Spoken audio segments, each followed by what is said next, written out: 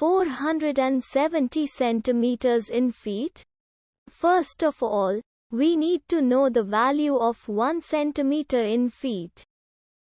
It's always 1 centimeter equals 0.03280839895 feet. Now we have to multiply 0.03280839895 by 470.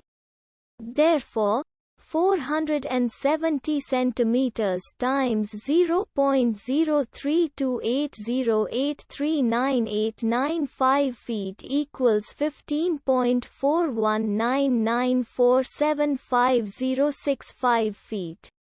So, in other words, 470 centimeters equals 15.419947565 feet. We hope you have enjoyed this video. Please like and subscribe to our channel for more videos like this.